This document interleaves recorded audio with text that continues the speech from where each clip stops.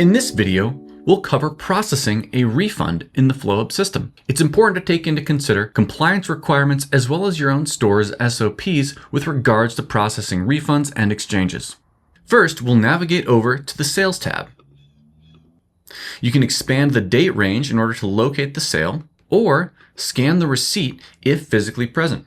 We'll notice the customer's name is present, and from here we can select from the Actions menu that we'd like to perform a refund. Once we select Refund, we'll see the items that were included in that previous sale as well as their quantities. In this case, we have 2 of these lemon lavender canned seltzers, as well as 1/8 of Banana Bayou.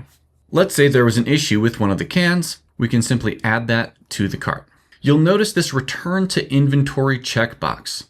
If you are not accepting this item back into inventory for reasons of not needing to waste it out, or are not accepting it back into inventory because the person doesn't physically have it, you can uncheck that box. Again, be sure to consult your manager with respect to the compliant manner in which you must conduct this operation. In this case, we'll return that item to inventory. Note that when this box is checked, that item will be moved into a room that has been designated for returned items by your store's managers.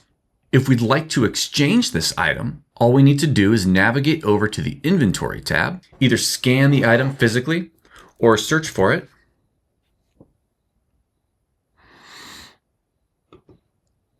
and add the exchanged item to the cart. From here, we'll click Refund Items. You'll notice that there is a refund due at the bottom of the screen next to the PIN input, and there is no amount of cash that is due to make this transaction go through. All we need to do is enter our PIN, the drawer will pop, print out a refund receipt, and we're good to go.